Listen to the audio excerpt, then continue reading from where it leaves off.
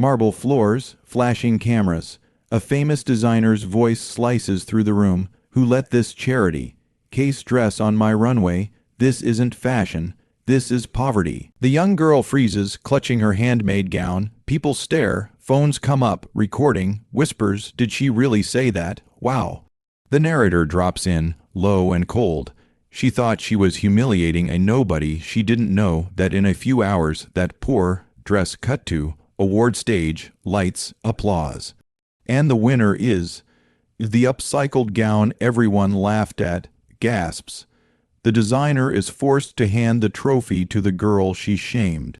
Narrator, careful who you call beneath you. They might be the one walking past you to collect the award. Before we start this story, just tell me in the comments from which country you are watching this story. And if you like the video, just share it with your friend. And at the end, just tell me what did you learn from this story. The Grand Exhibition Hall was silent, except for the tap of designer heels on marble. Beneath chandeliers, a young woman in a simple ivory dress stood facing an older designer known to everyone in the room. The designer's name was Evelyn Kingsley, celebrated, imperious, and at this moment, visibly displeased. Evelyn circled the young woman like a shark, her eyes scanning the handmade gown before her. The dress was unusual, length and flowing, crafted from patchwork satin and lace. In places, the fabric was slightly faded, repurposed from vintage garments. It had taken months for the girl to sew it all by hand. Now that creation was quivering ever so slightly in Evelyn's manicured grip, as the designer pinched a bit of the hem between finger and thumb, inspecting it with a sneer. "This is what you're presenting." Evelyn's polished voice sliced through the quiet. A few other contestants and assistants looked on from a distance, sensing trouble. The young woman, her name was Anya, opened her mouth to answer, but Evelyn didn't wait. "It looks like it's made from old rags," she pronounced loudly. Her words echoed in the hall. Anya's cheeks flushed red. She instinctively reached down to smooth the skirt Evelyn had just disparaged. Evelyn let the fabric drop and stepped back with an exaggerated wrinkle of her nose. "Did you find these scraps in a bargain bin? Or perhaps the trash?" she scoffed. A couple of onlookers exchanged uncomfortable glances. One started to raise a phone, recording discreetly. Anya's throat tightened. She could feel the heat of embarrassment crawl up from her neck. She had anticipated tough questions from the judges about her design. She never expected open contempt. For a moment, Anya tried to steady her voice. I used recycled materials on purpose," she managed softly. "It's sustainable fashion," Evelyn cut her off with a sharp laugh. "Sustainable, darling, let's call it what it is, cheap." She flicked a loose thread off the dress as if it were dirt. "This looks poor, and unfortunately, it makes you look poor, dear." Evelyn's eyes roved over Anya's entire appearance, the homemade dress, her simple shoes, her hair pinned back with a thrift store clip. "In our industry, appearance is everything. If you can't afford proper fabric or a decent stylist, you shouldn't be here." Her tone dripped with a cruel, condescending finality. A hush fell. Anya felt as though the air had been punched from her lungs. Her vision blurred with tears she refused to let fall. She noticed a few contestants in chic designer outfits staring at her with pity, or was it smugness? Evelyn's own assistant stood at the designer's elbow with an apologetic look, but said nothing. No one dared challenge Evelyn Kingsley, the legendary couturière, in full judgment mode. Evelyn glanced at an event official hovering nearby. "How did this entry even get past screening?" she asked, loud enough for all to hear. Anya's nails dug into her palms. "We have standards at the New Voices in Fashion Awards, do we not?" Evelyn continued icily. "This isn't a charity show." Each word landed like a slap. Anya wanted to explain that she chose this approach, that her design was artfully crafted from heirloom and upcycled textiles. But in her humiliation, words failed her. She felt small, dressed in scraps, being stared down by a woman draped in luxury. The official cleared his throat, approaching hesitantly. "Mrs. Kingsley, all finalists were vetted by the committee." Anya's design scored highly in the preliminary round he offered.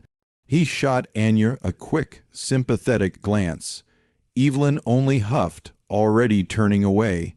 "Well, consider my vote a dissenting opinion," Evelyn declared, waving a hand as if dismissing the dress and its creator from existence. "That thing may belong at a bargain boutique, but certainly not on this stage." She looked directly at Anya one last time. "You might have passion, but that doesn't make you a designer. Next time, save us all the time and try a different career." With that, Evelyn pivoted on her heel. Her high heels clicked decisively as she departed, her assistant trailing behind. The remaining judge and official stood awkwardly, the silence thick after the insult. Anya felt frozen in place, eyes burning, heart thudding painfully in her chest. She became acutely aware of the bright lights overhead, the grand marble hall suddenly feeling like a spotlighted arena where she'd been weighed and found wanting. As Evelyn strode away, she had no idea that in a few short hours she would desperately wish she had held her tongue. In that moment, Evelyn Kingsley was utterly confident in her power and taste, and utterly ignorant of how spectacularly her cruelty would backfire before the night was over. To grasp how things reached this breaking point, we have to step back and see the two very different worlds that shaped Evelyn and Anya. Only then does the collision of their lives and the ensuing fallout begin to make sense. Evelyn Kingsley hadn't been born into fashion royalty, but she certainly grew into it. She was 48 years old, a fixture of the industry with decades of prestige behind her.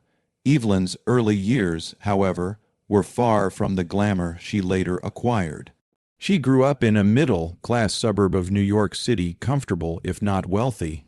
As a girl, she devoured issues of Vogue in her bedroom and sketched ball gowns in the margins of her school notebooks. She had talent and drive, no one denied that. After high school, Evelyn scraped her way into a prestigious design program at Parsons. It was the sort of opportunity aspiring designers dream about. But even at 19, Evelyn learned quickly that the fashion world runs on more than creativity. It runs on connections and cash. In college, Evelyn juggled her classes by day and waitressed at a swanky restaurant by night to pay tuition. She would serve champagne to socialites wearing the kind of outfits she could only afford to sketch, not buy. Sometimes, balancing a tray of crystal glasses, Evelyn imagined herself in those glittering gowns. She promised herself she would one day join their ranks. And indeed, she got a foot in the door soon enough thanks to an internship. Her department chair secured for her at a prominent fashion house. Evelyn was thrilled until she realized the internship was unpaid and full-time.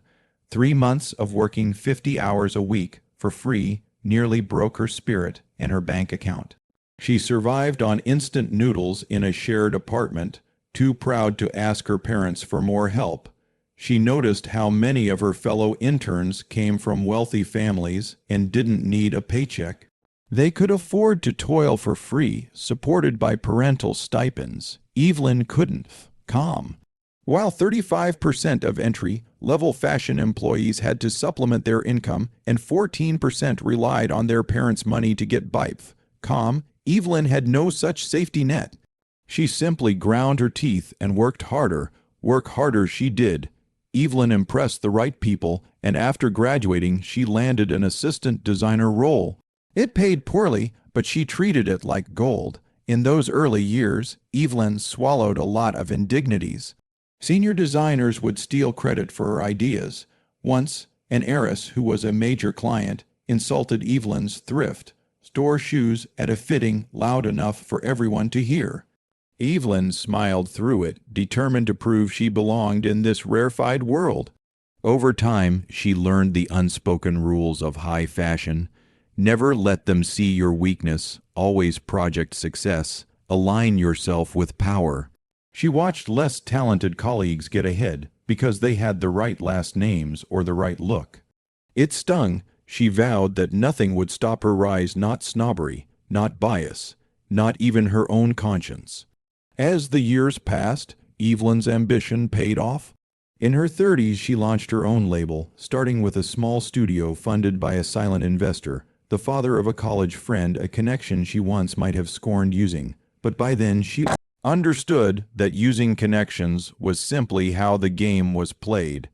Her collections hit the runways to critical acclaim. She became known for elegant evening gowns that celebrities coveted. With success came a transformation in Evelyn. The scrappy young woman who had pinched pennies and endured insults faded into memory.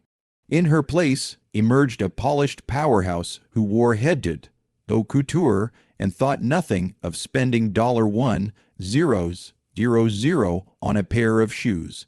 Evelyn had climbed the ladder and pulled it up behind her. Inside her growing fashion house, Evelyn cultivated an image of ruthless perfection. Former interns whispered that she expected impossibly long hours and unfailing devotion. She hired mostly people who reminded her of the elite circles she now moved in. In fact, many noticed that everyone Evelyn brought on board seemed to have similar pedigrees, graduates of top design schools, often from wealthy families or connected backgrounds. The truth was that Evelyn had begun to favor those who already belonged to the world of privilege she had fought to join. In her mind, it was pragmatic. Those with resources wouldn't struggle like she had. They'd endure the grind with a safety net. But it also meant that talented strivers from humbler origins rarely made it through Evelyn's doors. It was an expensive industry to break into, after all. Unpaid internships were still common, and living in the cities where fashion thrives costs a fortune. Industry, not just stylable, calm. Evelyn, of all people, knew that. Yet instead of working to change that reality, she'd embraced it. She had become an insider, and perhaps unconsciously, she began closing herself off to outsiders. By the time she reached her late 40s, Evelyn's success was unquestionable. A multi-million-dollar brand bore her name. She sat on the board of the city's fashion council. She was a regular guest at Paris and Milan fashion weeks. With her chic bob haircut and couture suits, Evelyn projected confidence and sophistication, but under the flawless exterior, she felt the creeping pressures of staying on top. New, young designers were always emerging, nipping at the heels of the establishment. Evelyn's last collection had received mixed reviews. Some critics hinted that her style was getting stale. Investors were quietly urging her to find fresh talent to collaborate with, to prove she was still relevant. Evelyn smiled politely at those suggestions, but privately they unsettled her. She'd built her reputation on being the best. Why should she share the spotlight now? When Evelyn was invited to be a guest judge at the New Voices in Fashion Awards, she saw it as both an obligation and an opportunity. The annual competition was created to highlight undiscovered designers. Evelyn had judged it once years ago, and the winner ended up being hired by a rival brand. This year, the Fashion Council pressed her to participate again, a public show of supporting the next generation. Evelyn agreed, outwardly gracious, but she secretly viewed the next generation with skepticism.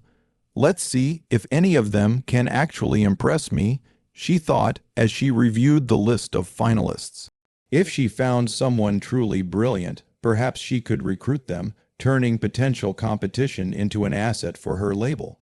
On the other hand, if the talent pool looked mediocre, well, she wasn't above weeding out those who didn't fit the industry's standards. In fashion, insiders still guarded the gates. Industry, not just stylable, calm, and Evelyn was now a gatekeeper. On the morning of the awards, Evelyn arrived at the venue, an ornate downtown hall, with her usual entourage. Her personal assistant carrying coffee and files, and a junior designer from her team. Eager to observe, Evelyn swept through the halls in a tailored charcoal dress and designer heels, exuding authority. But behind her sunglasses, her eyes were tired. She had been up late finalizing a deal with a department store and hadn't slept well. Today was just one more obligation. Still, as she stepped into the exhibition area where finalists were setting up their designs, Evelyn straightened her posture, summoning her game face. Young designers milled about nervously next to mannequins displaying their work. Evelyn's presence drew whispers. Some looked at her with awe. She was, after all, the Evelyn Kingsley. She allowed herself a small, cool smile. She enjoyed the respect, even fear, she could instill by simply walking into a room. If Evelyn was the product of a world that rewarded power and prestige, Anya came from a place that couldn't have been more different. Anya Morgan, her full name, though Evelyn hadn't bothered to learn, it was 22 years old and had arrived at this competition through a path marked by hard work, hope, and hardship. She grew up hundreds of miles away in a faded little town that fashion magazines never mention. As a child, Anya lived with her single mother and two younger siblings in a tiny apartment that rattled whenever freight trains passed by at night. They didn't have much. New clothes were a rare luxury. Most of Anya's wardrobe came from thrift stores or her mother's mending basket. But from the age of 6, Anya loved clothes, not the status of them, but the stories they told. She would sit on the floor beside her mother, watching as she patched up old garments for neighbors. Her mother, Rosa, was a seamstress who had never had the chance to become a designer, but she possessed magic in her fingers. She could transform a fraying dress into something beautiful with just needle and thread. Under her mother's gentle instruction, Anya learned to sew scraps of fabric into dolls' outfits, then into clothes for herself. When other kids at school teased her for wearing mended hand-me-downs, Anya held her head high. She had added her own embroidery to that denim jacket. She had turned that oversized skirt into a chic sundress. In her heart, she knew the label on the clothes didn't matter. What mattered was the love and creativity you put into them. By high school, Anya was sewing formal dresses for classmates to earn extra money. She didn't advertise it widely. She was shy and more comfortable behind a sewing machine than at pep rallies, but word got around that if you couldn't afford a boutique gown for prom, Anya Morgan could make you one on a budget. She'd sketch a design unique to you, source fabric from clearance bins or secondhand shops, and create something one of a kind. Senior year, she made 5 prom dresses for friends and acquaintances. On prom night, when she saw those friends twirling happily in dresses she'd crafted, Anya felt a pride brighter than anything she'd felt before. She also felt something else, resolve. This designing beautiful clothes that made real people feel special, this was what she wanted to do with her life. Yet dreaming of a fashion career and achieving one are very different things. Anya had excellent grades and a portfolio of homemade designs, but no money for an elite design school. Instead, after graduation, she enrolled in a local community college that offered fashion courses. By day, she studied pattern making and business basics. By night, she worked at a craft store and took freelance alterations jobs to help her mom with the bills. It was exhausting, but she was determined. Still, outside her supportive family and a couple of close friends, almost no one believed a quiet girl from a struggling town could break into the high-fashion world. Even one of Anya's well-meaning professors gently suggested she consider costume design or work at an alteration shop something practical to pay the bills. He'd said kindly. Anya nodded politely, but inside she refused to give up her dream. She knew the odds were stacked steeply. The fashion industry often shuts out those without wealth or connections. More than 60% of fashion internships for new graduates are unpaid or underpaid. Frischwaiter Co. UK, a reality that keeps out those who can't afford to work for free. Anya had read articles about this problem, how nepotism and money still rule in fashion. One editorial put it bluntly, it's an expensive industry to break into. Unpaid internships are rife, and living in the cities with the best jobs is astronomically expensive industry, not justiciable. She felt that truth in her bones. There was no way she could take an unpaid position in New York or Paris. She could barely afford her apartment near campus, even with 2 jobs. Instead, Anya sought out alternative paths. She participated in online design contests and small local fashion shows.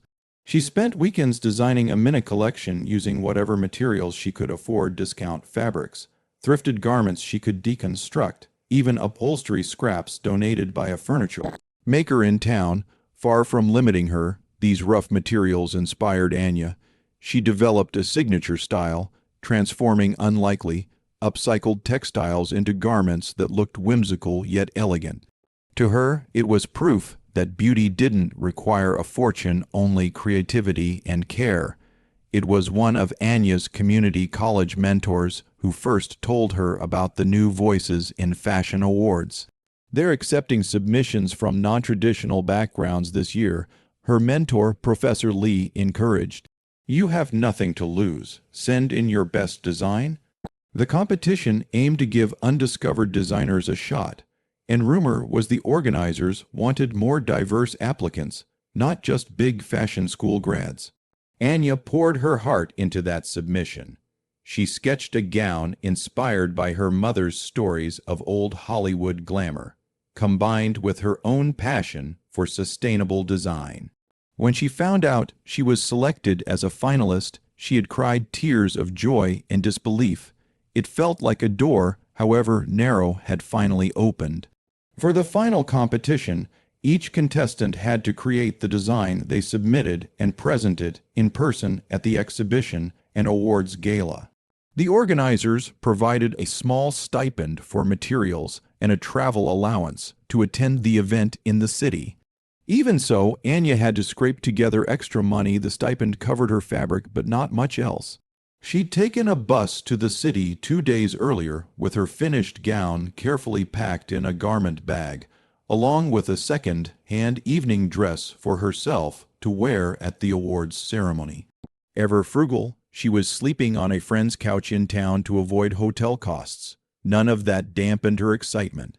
Upon arriving at the event venue that morning, Anya's eyes had sparkled with awe.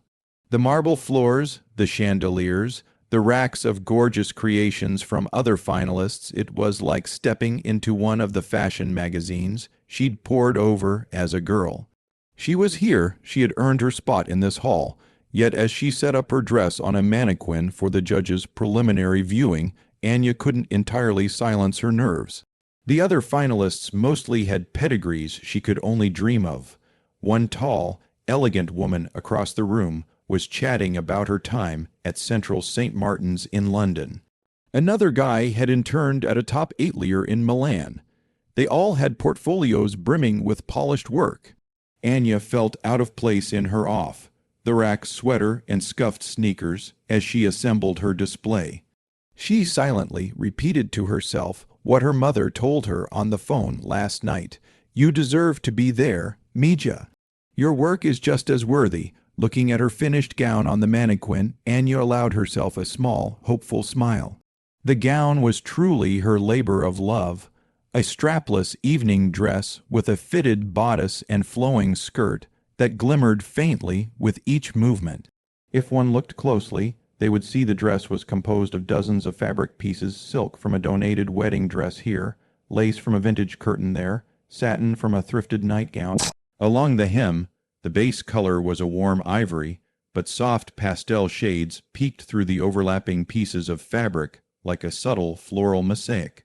Anya had hand-stitched delicate pearl beads rescued from a broken necklace along the sweetheart neckline. The design was undeniably different from the sleek, new fabrics others used. It felt alive, storied. To Anya, it was the embodiment of her philosophy that fashion could honor the past and still create something new. She noticed a few contestants curiously eyeing her gown. One approached and gently lifted a corner of the skirt. "This is beautiful work," the young woman said kindly. She introduced herself as Nadia, another finalist. "Is it all recycled materials?" Anya nodded, bracing for a dismissive reaction, but Nadia actually looked impressed. "That's brave, and it turned out lovely," she said, running her fingers over the careful patchwork seams. "I could never make something like this from scratch." The simple praise made Anya's heart swell. Maybe, just maybe, her design would be respected here. "Thank you," she replied, shy but grateful. "It was a lot of late nights sewing, but I'm happy with it." They shared a smile of mutual understanding, two newcomers navigating an intimidating arena. Any optimism Anya felt, however, evaporated the moment Evelyn Kingsley arrived for the judging walkthrough. Anya recognized her instantly. Who wouldn't? Evelyn's designs had graced red carpets. Her face had been on the cover of Style Digest last month. Anya had looked up to Evelyn once.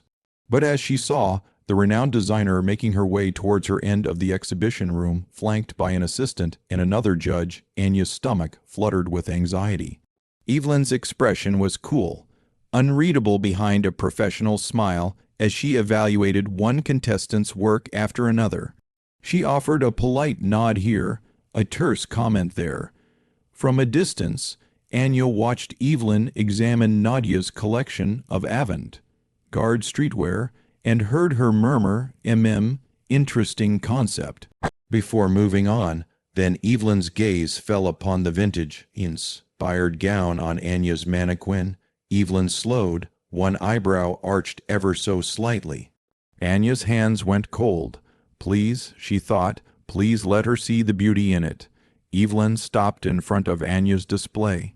Her assistant handed her the info sheet that accompanied Anya's piece. Evelyn scanned it quickly, her lips drawing into a thin line. Upcycled vintage fabrics. She read aloud from Anya's description, tone unreadable. Anya mustered a smile and introduced herself softly. Evelyn barely responded, instead circling the mannequin. The other judge, a warm-faced woman named Imani Okoro, an editor and one of the event's organizers, gave Anya an encouraging nod as if to say, hang in there. But Evelyn's face now wore a distinct look of distaste. It was then that Evelyn reached out and pinched the hem of the gown between her fingers.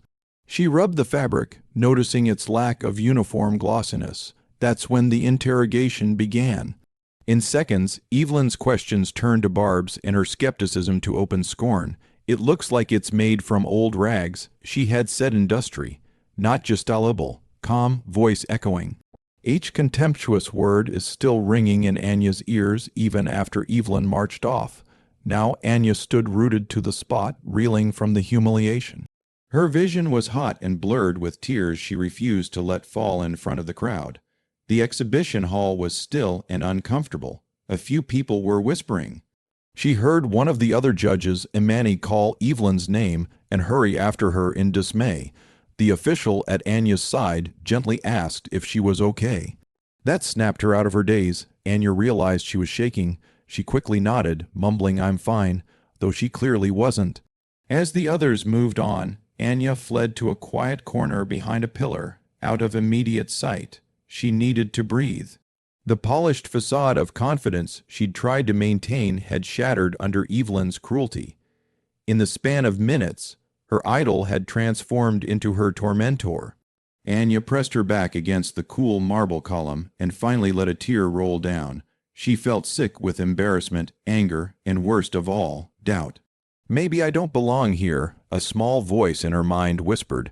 Maybe this was all a mistake. For a moment, she considered packing up her things and leaving before the awards ceremony even began. It would spare her the chance of any further ridicule. Who was she kidding? A dark thought intruded. A poor girl in a hand-me-down gown, thinking she could win a fashion award. Evelyn's sneering face replayed in her mind. The feeling of shame was like a heavy stone in her chest. But as Anya struggled with her swirling emotions, a gentle voice broke through. Anya, there you are, dear. It was Imani Okoro, the judge who had accompanied Evelyn. Imani was a respected fashion editor in her 50s, with kind eyes behind stylish glasses.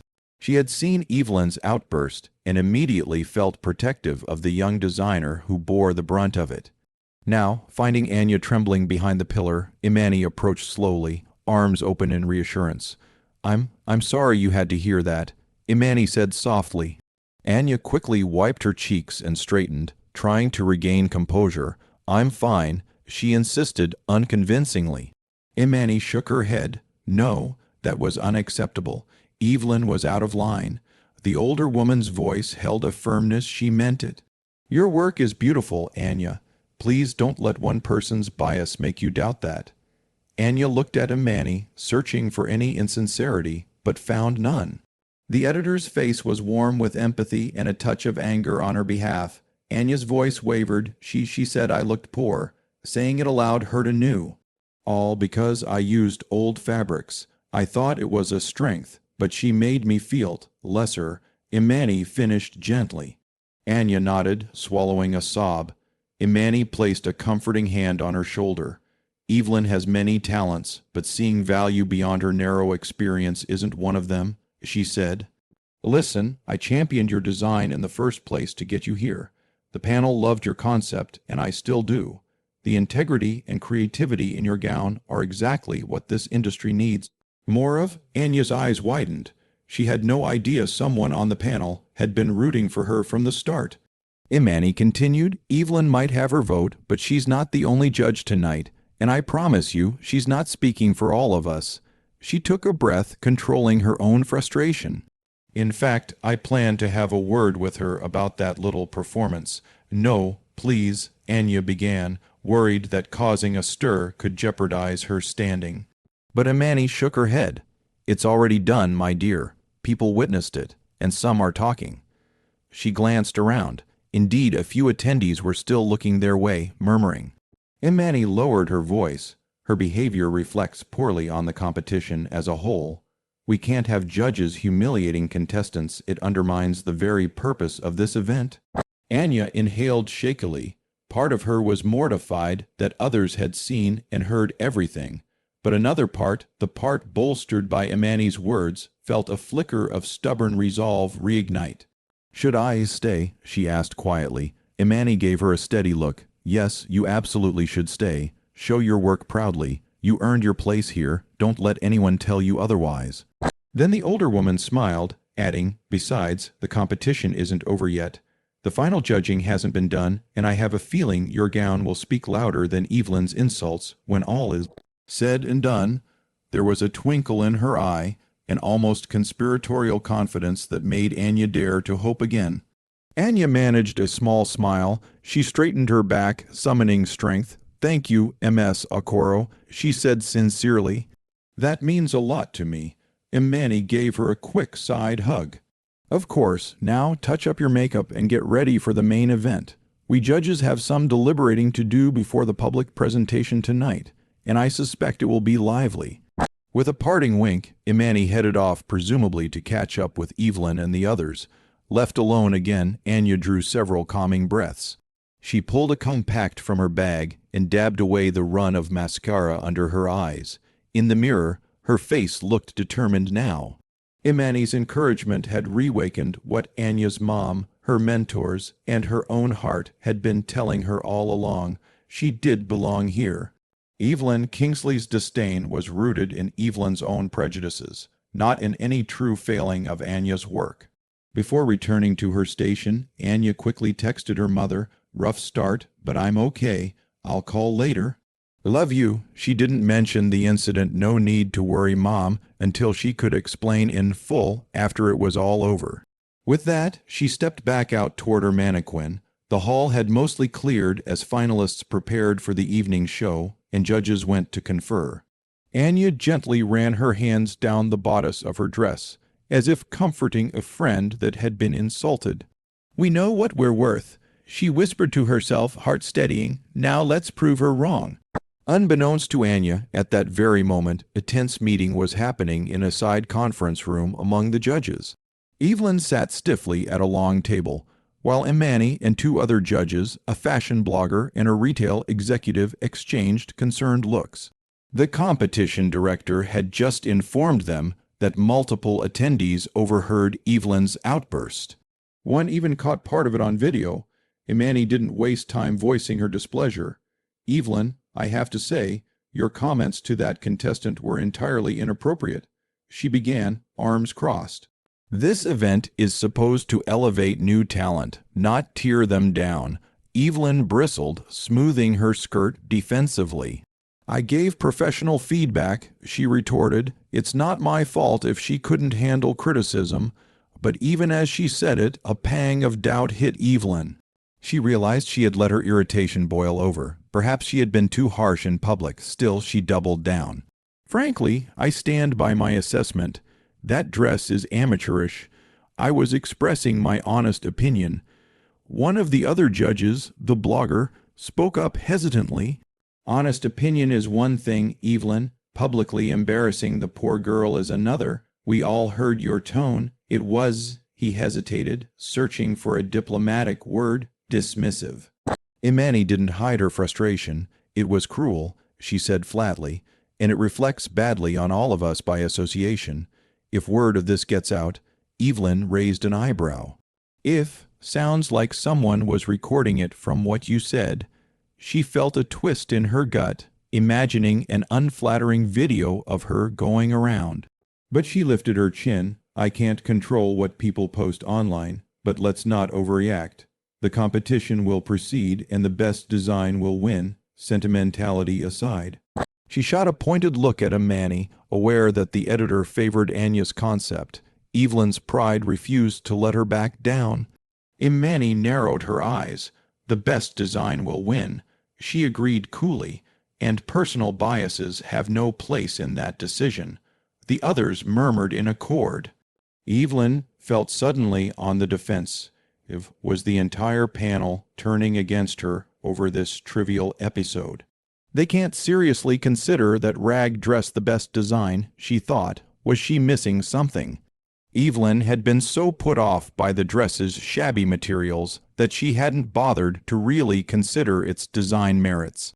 But Imani's intensity made her wonder. For the next hour, the judges reviewed all the finalists' portfolios and final pieces to select the award winner. Evelyn argued strongly for a different contestant, a polished menswear collection by an Ivy League graduate as the winner. She praised its impeccable tailoring and luxury feel. Imani countered by bringing up the public response from the small audience that previewed the designs. Apparently, several people had been moved by Anya's gown, even calling it the highlight of the showcase, in informal chats. The retail executive noted that Anya's sustainable approach was exactly the kind of innovation big brands were looking for these days. Evelyn realized to her annoyance that she was outnumbered. 2 of the 4 judges, Imani and the retail executive, strongly favored Anya's creation for the top prize, citing its creativity and message.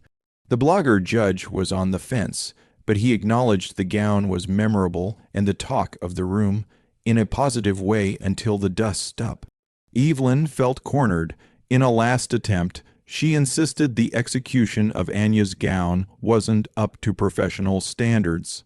But the others pointed out the fine hand stitching, the detail work, things Evelyn had been too biased to notice.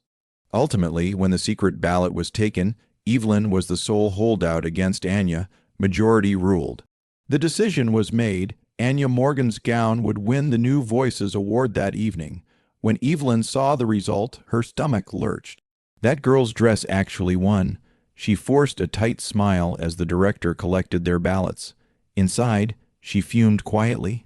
Part of her was incredulous. Had everyone gone mad, favoring a homespun rag just because it had a good story? Part of her felt something she hadn't in years, embarrassment. Embarrassed that her colleagues clearly disagreed with her judgment. Embarrassed that she might have publicly lambasted the work that was about to be crowned the winner. Imani, catching Evelyn's discomfiture, added pointedly, I'm glad we chose based on merit. The best design deserves to win, regardless of who made it or where they come from. Evelyn bit her tongue at that jab. There was no time to argue further. The awards gala was about to start. The judges dispersed to prepare for the ceremony, leaving Evelyn momentarily alone with her assistant. As soon as they exited the meeting room, Evelyn pulled her assistant aside in a quiet hallway. Monica, she hissed under her breath, find out if anyone posted that video of me, now. Monica nodded, already typing on her phone. Evelyn felt the beginnings of anxiety claw at her. If that clip spread, it could overshadow the entire event and her reputation. She had spent years cultivating an image as a tasteful, exemplary leader in fashion. Being seen as a bully could tarnish that fast. Within minutes, Monica grimly showed Evelyn her phone. On a social media feed, there it was, a 20-second video snippet recorded by an attendee, captioned Top Designer Trashes Young Contestant's Dress Face Screaming in Fear #New Voices Fashion. Evelyn watched in horror as her own figure on screen circled Anya's mannequin, voice captured clearly. It looks like it's made from old rags. If you can't afford proper fabric, you shouldn't be here. The clip ended with a shot of Anya's stricken face. In the span of the short video, Evelyn's tone was dripping with disdain. It was damning. Already the post had been shared dozens, then hundreds of times. Comments were pouring in. How rude. Classic rich snob behavior. This is what's wrong with the fashion industry. Evelyn's mouth went dry. She locked eyes with Monica, who whispered, "It's going viral, ma'am." Indeed, the hashtag #FashionSnob was starting to trend locally, and the video had been reposted on 2 fashion gossip accounts with tens of thousands of followers. Evelyn's heart pounded. Damage control would have to wait until after the ceremony, but clearly the fire was lit. Moments later, the New Voices Awards gala began. The ballroom, adjacent to the exhibition hall, filled with an audience of industry professionals, media, and the contestants, all dressed in their finest. Anya had changed into her own simple evening dress, an elegant navy blue sheath she'd thrifted and altered to fit perfectly. Though her face still felt flushed from the day's ordeal, she held her head high as she took a seat with the other finalists near the stage. Evelyn, along with the other judges, sat at her reserved table front and center. When Evelyn entered the ballroom, she could feel a few eyes on her. Some hushed whispers. The video had clearly reached some in this crowd. Already, she caught one young man at a nearby table glaring at her before whispering to his neighbor. Evelyn lifted her chin and pretended not to notice, but inside that anxious knot tightened.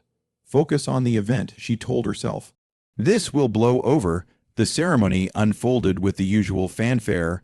A charismatic host welcomed everyone and spoke about the importance of uplifting new designers. As he talked, Evelyn barely listened. She was preoccupied glancing at her phone under the table, where notifications were exploding. Her PR manager had messaged, "Seeing some bad press from the event, call ASAP." Another text from a fellow designer friend, "Evelyn, what's happening? You're all over Twitter right now, not in a good way." Evelyn felt faint. This public gala suddenly felt like a pressure cooker. She took a sip of champagne with a trembling hand.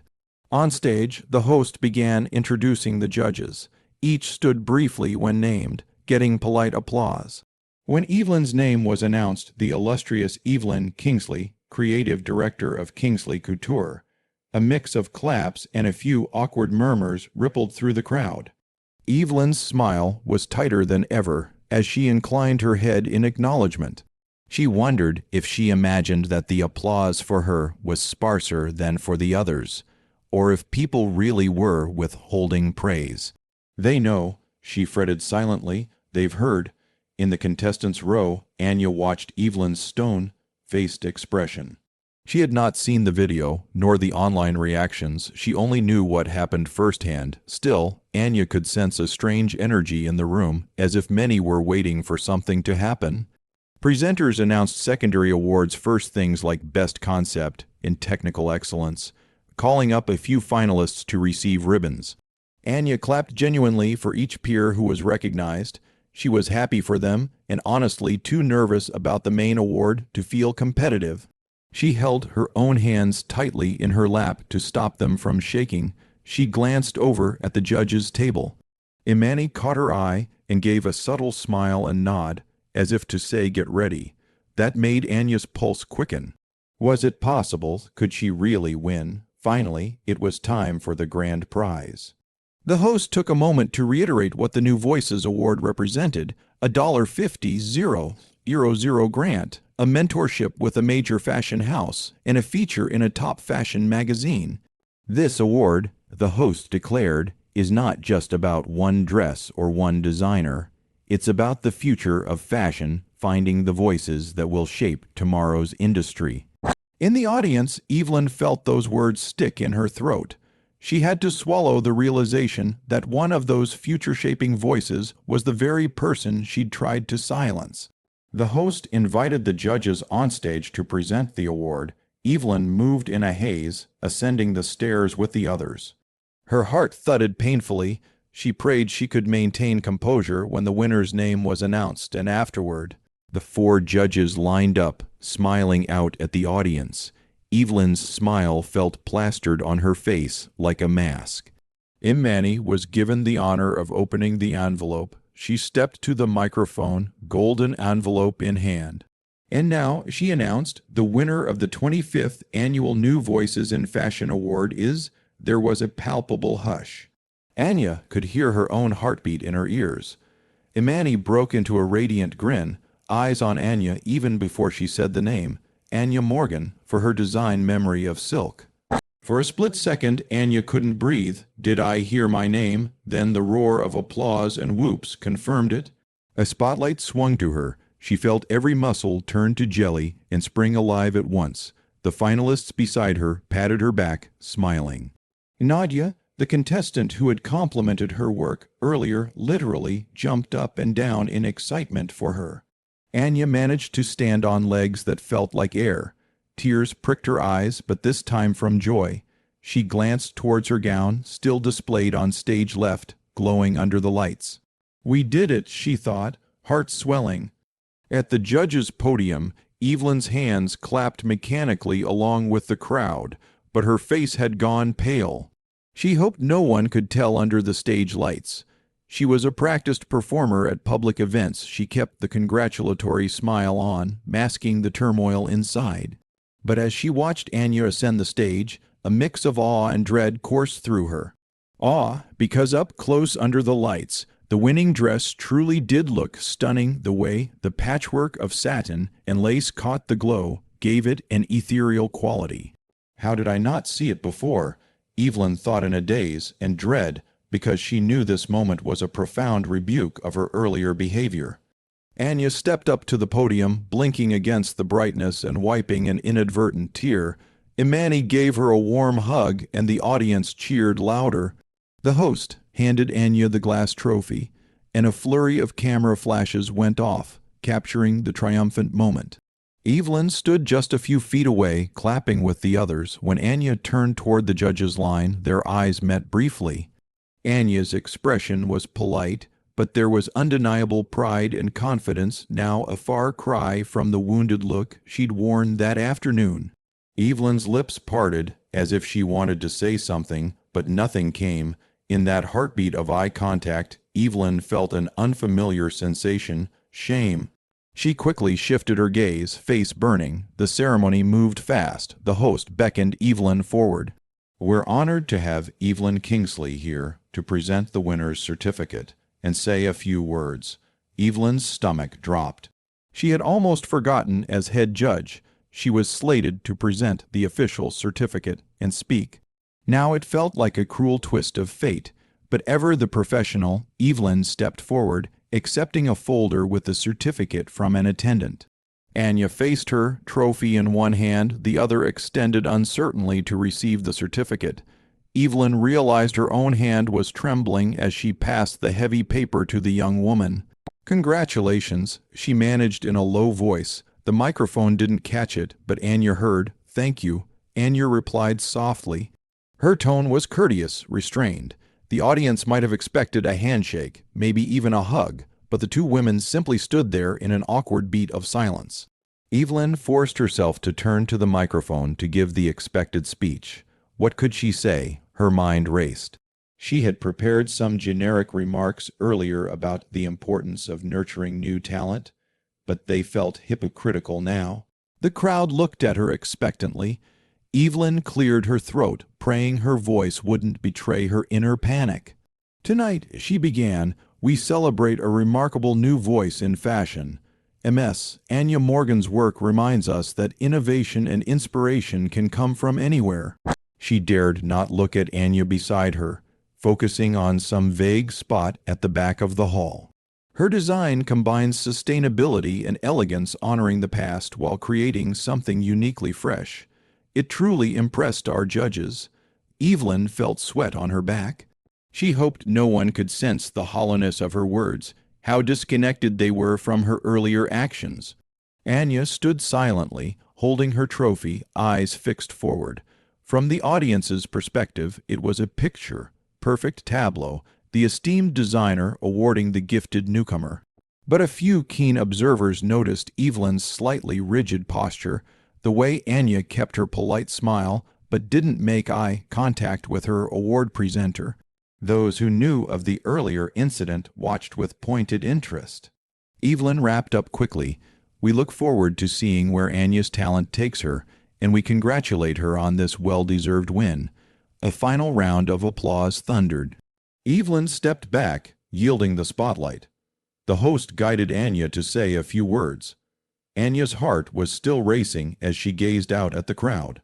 The faces of strangers, designers, potential future colleagues, all applauding her. It was overwhelming and exhilarating. She spotted Imani giving her an encouraging thumbs up. She also spotted, at a table near the stage, her mentor Professor Lee, who had made the trip to surprise her. He was cheering loudly. This gave her courage. Into the microphone, Anya's voice came clear and steady. I'm so honored," she began. "Thank you to the judges and the New Voices Committee for believing in me." She took a breath, her hands trembling around the glass trophy. "This dress?" She glanced towards her gown on display, was made with pieces of fabric that had their own histories. "I wanted to show we can make something new and beautiful from what others discard. To me, it's a tribute to my mother, who taught me how to sew and how to see the value in every little scrap." Her voice caught slightly as she mentioned her mother. The audience awed softly. Evelyn, listening from a few steps away, felt a sting of guilt hearing those words, the value in every little scrap. Anya continued, finding strength in her message. "I come from a place far from the runways, and I wasn't sure if I would ever be standing here. But this moment proves that passion and creativity have no social class, no price tag." There was a murmur and nods of agreement in the crowd. Even some high-profile figures found themselves moved by the earnest wisdom in her statement. Anya then looked right out to the assembly and added gently, "I hope to inspire other young designers who feel like outsiders. We belong in this industry too. Our voices matter." At that line, many applauded again. Evelyn felt her throat tighten. She realized Anya wasn't just speaking for herself. She was quietly rebuking the notion that people like her don't belong he very places where notion vile evic had crime was f. Lung at her only houri, stua. And the audience loved her for it. With a gracious smile, Anya concluded, "Thank you, everyone, for this incredible honor. I'll do my best to live up to it." She stepped back to another wave of claps and cheers. As the host finalized the ceremony and people began to rise from their seats, Evelyn quickly excused herself from the stage. She felt as if she were shrinking while Anya shone. Typically, after such events, Evelyn would mingle, accept congratulations for her role, perhaps scout the winners. Not tonight. She urgently needed fresh air. She slipped backstage and out a side door into a quiet corridor, barely noticing the tears that had begun to prick at her eyes. The evening had turned into a nightmare of her own making. Meanwhile, Anya was swept into a happy whirlwind. Fellow contestants rushed to hug her. Journalists clamored for a quote. Flashbulbs popped as photographers took shots of her by her winning gown. Through it all, Anya maintained poise, but inside she was glowing. She silently thanked her mother, the universe, anyone listening, for this vindication. Still, in the back of her mind lingered the sour memory of Evelyn's insult, but now it felt distant, almost trivial compared to the outpouring of support she was receiving. In a single night, she had gone from an unknown seamstress to a celebrated new designer. The thought made her dizzy with gratitude. As Anya gave a brief interview to a fashion blogger, she was unaware of the commotion brewing beyond her personal victory celebration. Out in the lobby of the venue, a group of attendees, mostly younger designers and fashion students, had gathered and were abuzz on their phones. The video of Evelyn's earlier ridicule had spread like wildfire. By the end of the ceremony, it had hundreds of thousands of views on social media. Comments from around the world poured in, condemning the designer's elitist attitude and praising the poise of the young woman in the face of it. The narrative had swiftly taken shape. Powerful designer vs. underestimated talent, with the latter triumphing. It was a real life drama playing out online in real time. And when Anya's win was announced, that became part of the story, 24 of posts with captions like "Karma. Designer who mocked poor dress has to hand award to it hours later" started trending. Evelyn's assistant Monica found her boss outside the venue, standing alone under the night sky by the catering dock, shoulders slumped. Evelyn startled as Monica approached. "Ma'am," Monica said urgently, "I think you should see this." She held out her phone again, showing an aggregated news snippet. One entertainment site had already published a piece. Celebrated designer faces backlash for insulting contestant incident at New Voices Awards goes viral. Evelyn skimmed the text with dread. There were quotes from witnesses, descriptions of the video clip, and even a mention that the contestant ended up winning the top prize. The article emphasized the contrast between Evelyn's remarks and the outcome, noting how the crowd reaction favored the young designer. Evelyn felt sick. She pressed a hand to her forehead. "This can't be happening," she whispered. Monica spoke carefully. "The story's been picked up by a few outlets. Social media is extremely critical right now. We should prepare a statement or something." Evelyn nodded numbly. Yes, of course. A statement, an apology that was obvious, but her mind was hardly processing. In the span of an evening, her reputation was shredded in the court of public opinion. How quickly respect can turn to outrage. Evelyn recalled how in the past she'd read about other figures making tone-deaf comments and getting dragged online. Now she was on the receiving end. One particularly biting comment she saw read, "Evelyn Kingsley needs to remember her own humble start. Success went to her head and killed her kindness." It hurt because it rang true. Another comment referenced a notorious scandal. "This is like when that brand CEO said he only wanted cool kids wearing his clothes at times. Such elitist nonsense. Hope she faces consequences." Evelyn remembered that case, the Abercrombie and Fitch fiasco years ago, where the CEO exclusionary remarks about cool kids caused public fury and boycotts times. She never imagined she'd be compared to something like that. For a moment, Evelyn's defensiveness flared. "I wasn't saying poor people don't belong in fashion. It was about the dress quality," she told herself. But deep down she knew that her words had implied exactly that Anya, with her inexpensive materials and lack of wealth, didn't belong.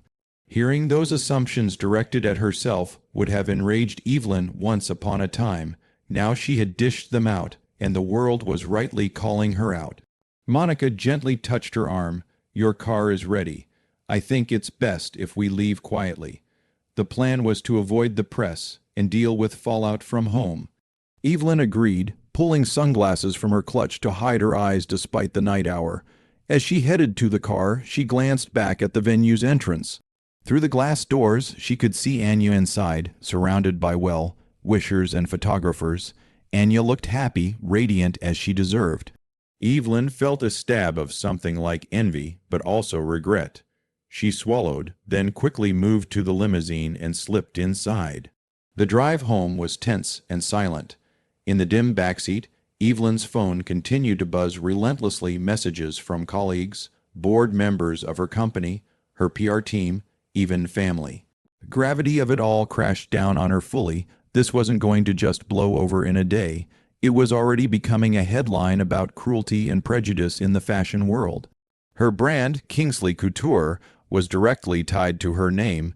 Any stain on her image could mean a stain on the label's image too. She thought of her employees, her business partners. How many of them had seen the video by now? How many shared it in disgust?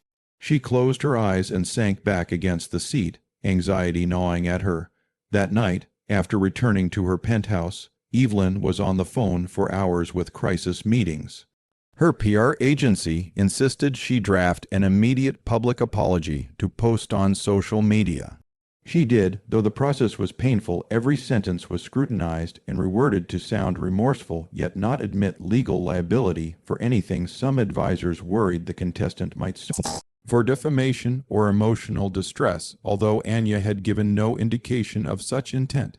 The initial tweet she released read, "I deeply apologize for my comments at the New Voices event. They were inappropriate and do not reflect my true values. I have reached out to the contestant. Apologize personally. I believe in supporting new talent and will strive to do better."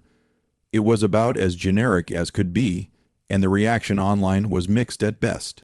Many replied that the apology sounded forced or that it rang hollow, given the clear disdain in the video.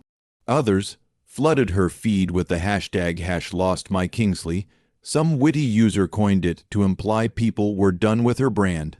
In the middle of drafting longer apology statements and speaking with her board chairman, who was alarmed by the negative press, Evelyn also attempted to contact Anya directly that night.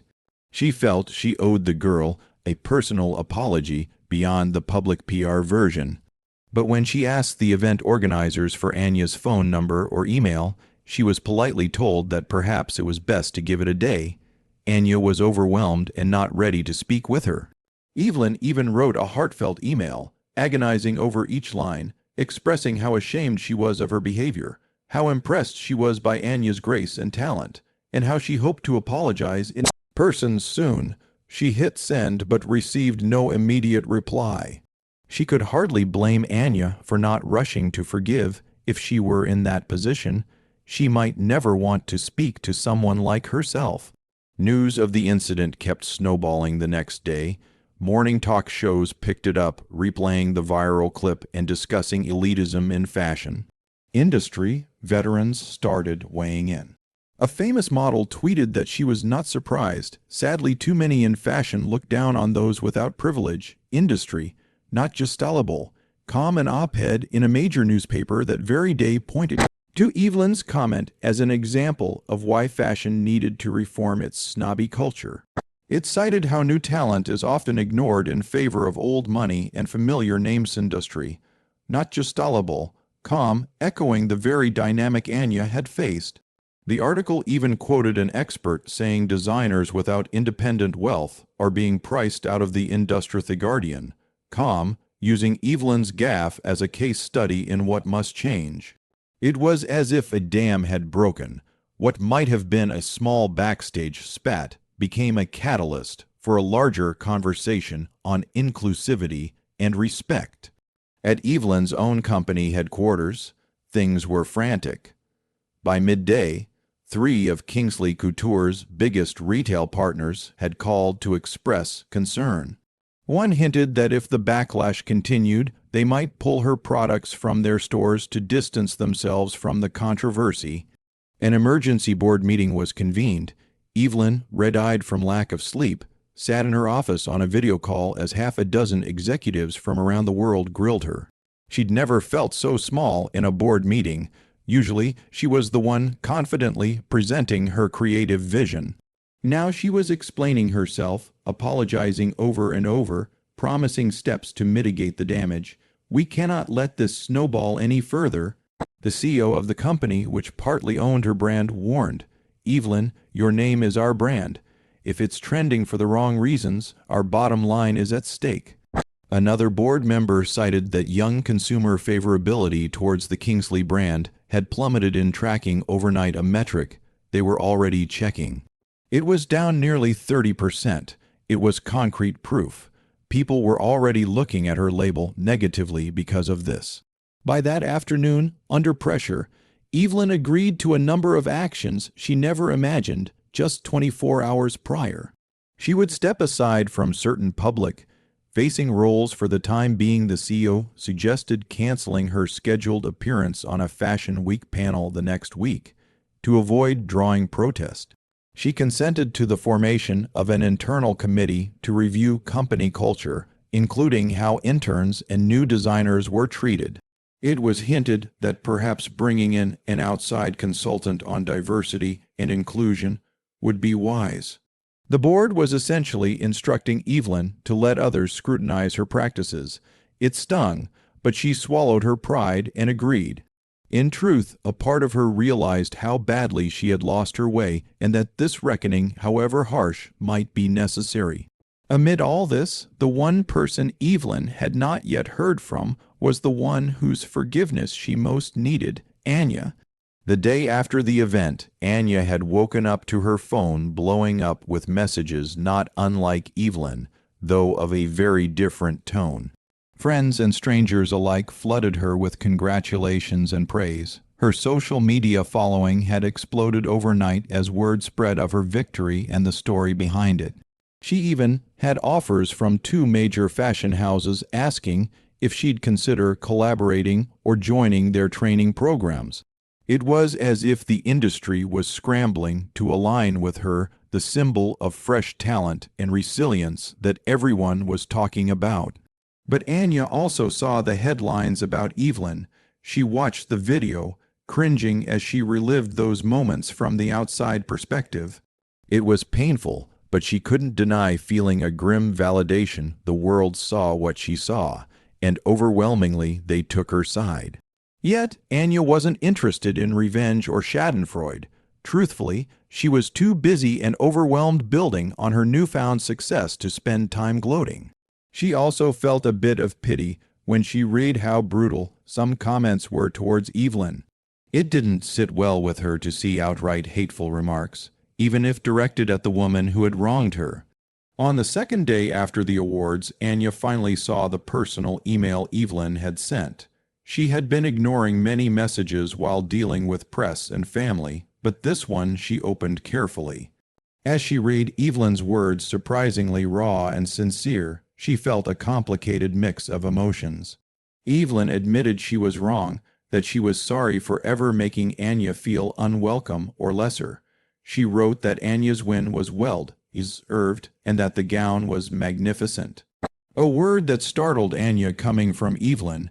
Evelyn further expressed that she was committed to making amends, not just to Anya, but to the principle of what she'd failed to uphold. The letter ended with a request. Evelyn wanted to meet with Anya in person, at Anya's convenience, to apologize face to face and hear how I can begin to set things right. Anya pondered this for a while. Many in her shoes might have been inclined to respond with anger or to ignore Evelyn completely. After all, she didn't owe Evelyn anything. But Anya thought of her mother's teachings about dignity and of Imani's words about accountability. Perhaps meeting Evelyn could lead to something positive beyond just an apology, maybe even real change, if Evelyn meant what she wrote about setting things right. So, Anya agreed. Through the organizers, she sent word that she would meet Evelyn that weekend, 3 days after the event, at a neutral location, the offices of the Fashion Council, where a mediation could be facilitated. The news of an impending meeting trickled out through back channels, and many waited with curiosity to see if reconciliation would occur. Evelyn spent those intervening days in a state of anxious preparation. She had already publicly apologized again in a more heartfelt manner, releasing a longer statement to the press where she said, "I am examining my own biases, and I realize my words were a symptom of a bigger problem in our industry. I intend to take concrete actions to support emerging designers from all backgrounds moving forward." She pledged to fund a scholarship for low-income fashion students and to sponsor paid internships at her company, an attempt to address systemic issues behind her remark. These promises were met with cautious optimism by some and skepticism by others. Would she follow through, or was it just PR? That remained to be seen. Now, on a gray Saturday morning, in a glass-walled conference room at the Fashion Council headquarters, Evelyn waited to face Anya. The room was sunlit but tense. Evelyn had arrived early, dressed more conservatively than usual in a simple black dress and low heels, her face free of the usual glamorous makeup. With the prize money and offers of support, she was able to rent a small studio space to begin working on a capsule collection of her own. True to her values, she hired 2 local seamstresses, including one older woman who had been laid off from a factory, paying them fair wages to help with production. Her story continued to garner media interest. She was interviewed in Elle and Teen Vogue, where she spoke about sustainable fashion and also, frankly, about class barriers in the industry. She even said in one interview, "I hold no anger towards Evelyn Kingsley. In fact, I think her willingness to change is something we should encourage. It shows people can unlearn bias with the right push. Her maturity and generosity in saying that earned her further admiration from the public. The collaboration offers kept coming. Ultimately, Anya decided to accept an offer to apprentice under a renowned sustainable fashion designer in London for a year, a position that, thanks to Evelyn's connections, was tailored to include a stipend and housing, no unpaid labor for her. She knew she could learn a great deal and return to launch her brand with even more experience. Before leaving for London, Anya attended one more important event, the next year's New Voices in Fashion Awards. Exactly 1 year after that fateful night, the awards gala was held again in the same grand hall. This time, things were visibly different. For one, Anya was there not as a contestant but as an invited guest of honor, last year's champion, whose triumph had become legend. The organizers had even asked her to present an award and speak briefly about her journey. Backstage before the show, Evelyn and Anya saw each other for the first time in months. Evelyn had purposely kept a respectful distance during Anya's whirlwind rise, not wanting to appear as though she was trying to co-opt her success. But here they were, both participating in an event that had profoundly changed them. Evelyn approached with a tentative smile. She was not in any spotlight role tonight by her own choice. She'd stepped down from the judging panel entirely and was attending simply as a donor and supporter. She wore a simple, elegant suit, nothing flashy. Anya beamed and gave her a light hug. "How have you been?" she asked sincerely. "Busy, but good," Evelyn replied. She had to admit it was still slightly surreal to interact warmly with someone she once mistreated. She would never take Anya's kindness for granted. "I heard you're off to London soon. They're lucky to have you." "Thank you. I'm excited." Anya nodded. "And I heard all 6 of the first scholarship recipients were selected." "That's wonderful." Indeed, 6 young designers from underprivileged backgrounds had just been awarded grants from the fund.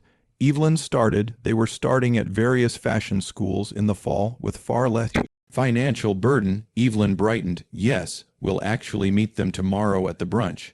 I'm nervous. They're all so talented. I want to do right by them." "You will," Anya assured. She had seen how hard Evelyn was trying. Just then, an organizer peeked in and asked Anya to get ready. She was to walk out on stage soon to present. Before parting, Evelyn said, "Knock 'em dead out there. You're a natural." This time, Evelyn took a seat in the audience, not at a judge's table. She sat next to Amani Okoro and Marjorie from the council. The atmosphere around Evelyn was friendly. These women had seen her transformation firsthand and supported her. It felt good and far more relaxing than last year's tense ordeal. The lights dimmed, and the show proceeded. New finalists presented their creations with hope in their eyes. Evelyn could see a wider variety of styles and influences than before. Some looked less traditionally luxurious but teemed with creativity.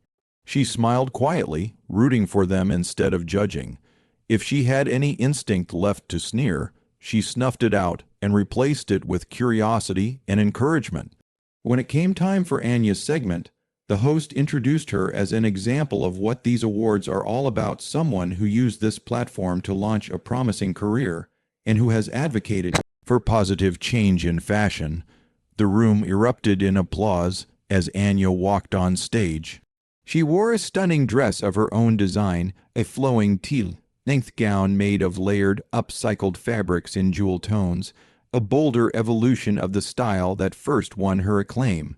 She truly looked like a rising star, comfortable in her own skin. Anya held the microphone and addressed the hall. "Thank you," she began. "1 year ago I was standing here on this stage, overwhelmed and uncertain. A lot has happened since then." She caught Evelyn's eye in the crowd and gave a little nod, which Evelyn returned subtly.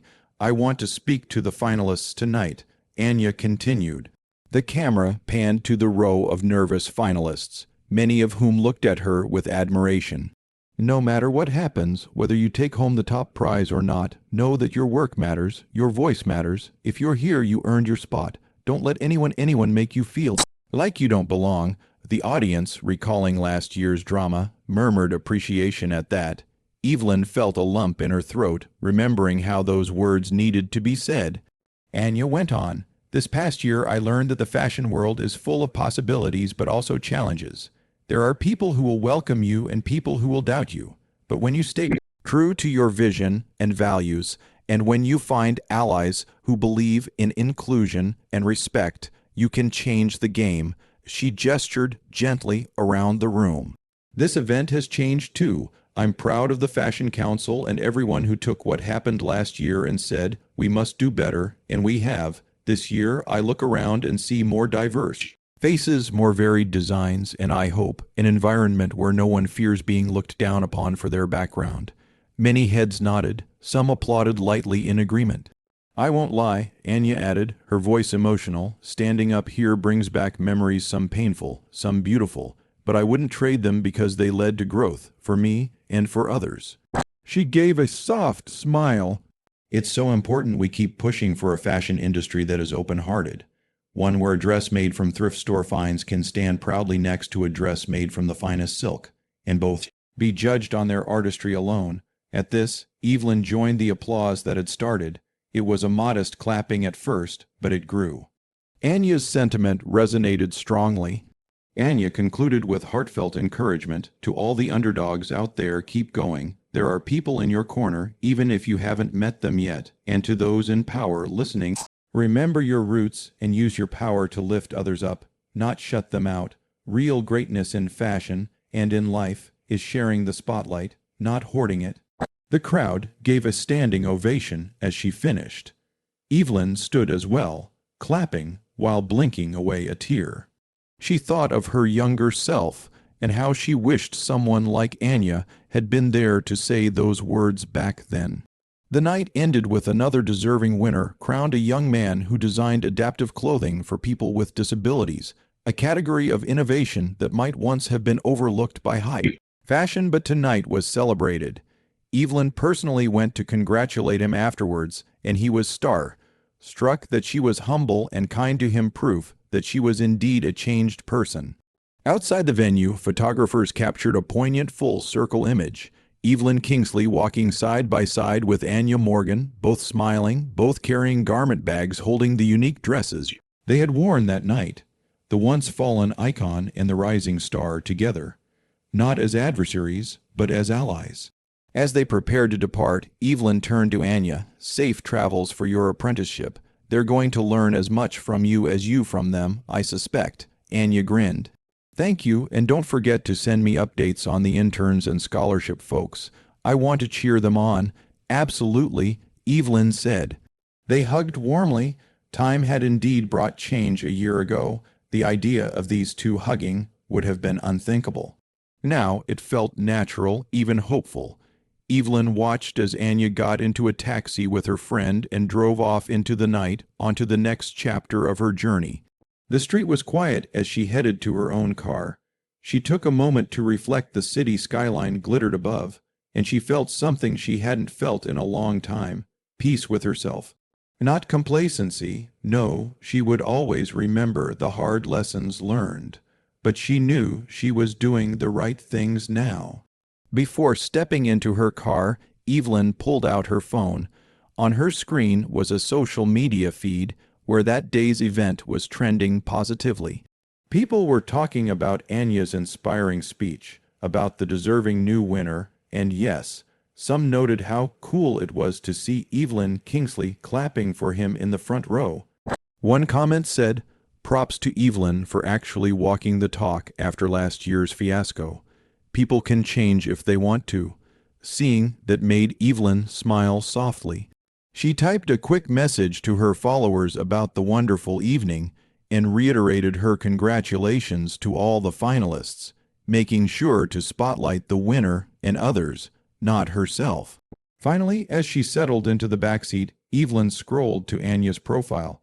Anya had posted a selfie from tonight, glowing with happiness, trophy from last year in the background. The caption read, "1 year later. Grateful for how far we've come and determined to keep making fashion a place for everyone's sparkling heart." Thousands of likes and supportive comments followed. Evelyn added her own comment beneath it. So proud of you, Anya, and honored to be part of the change. Here's to a brighter, more inclusive future, clapping hands. In truth, she still felt she had more to prove, but she was committed to that journey. Her car pulled away, and Evelyn gazed out the window at the city lights whizzing past. A thought occurred to her, a memory, really.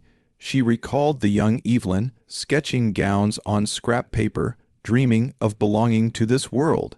If only that girl could see her now, not just the success and wealth, but see that she had stumbled and then found her soul again. She hoped that girl would forgive her and be proud of how she'd grown. In a sense, both Evelyn and Anya had won something far greater than a fashion award. They had one understanding of each other, of themselves, and of the values that truly matter: dignity, respect, empathy. Those never go out of style. As viewers of this story, we're left with much to reflect on. Consider Evelyn's journey. How many of us have, even unknowingly, harbored biases or acted unfairly when we felt our status challenged? And consider Anya's. Do we speak up for ourselves and others when treated unjustly, and hold firm to our worth even when others doubt it? Think about your own life. Have you ever judged someone by their appearance, their clothes, or their background without truly knowing them? It's an easy trap to fall into. Society often trains us to make quick assumptions. But as we saw, those assumptions can be so deeply wrong and so hurtful. If you were in Evelyn's shoes, pressured by ego, blurting out cruel words, would you have the humility to do the hard work she did to change? Would you confront your own prejudices and make amends? And if you were in Anya's position, facing humiliation in public, would you have her grace and courage? Would you forgive yet stand firm in demanding real accountability? These are not just questions for characters in a story. They're questions for all of us. The next time you catch yourself thinking someone doesn't belong because of how they look or where they come from, remember Anya's patchwork dress shining on that stage. Remember that talent, kindness, and dignity can come from anywhere, and they deserve recognition. And if you ever see someone being put down or underestimated, consider being the voice that speaks up like Imani did, to say, "No, this is not right." We each have the power to either reinforce unfairness or to challenge it. In big ways and small ways, we can choose to be like the crowd that cheered for the girl with the humble dress, not the one who mocks her. We can choose to create environments in our schools, workplaces, communities where respect is the baseline for everyone.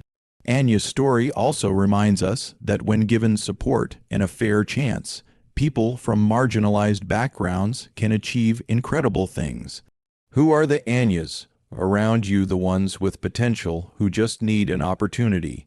Perhaps you can be the person to open a door for them, to become an ally or mentor. And if you yourself are an Anya facing closed doors, don't give up. Keep knocking, keep creating, keep showing the world your value.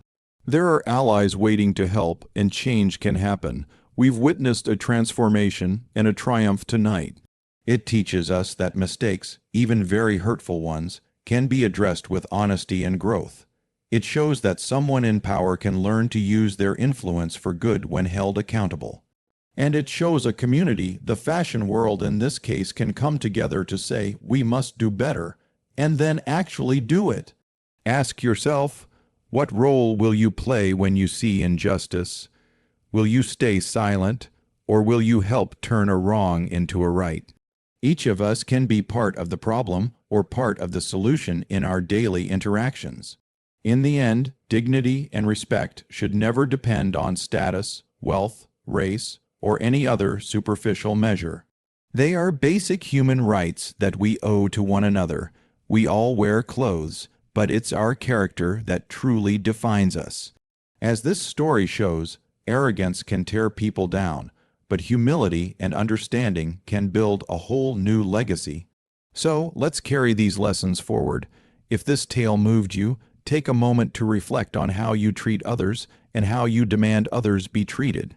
Have you ever been in a situation like Anya's or seen it happen? What did you do, or what could you have done?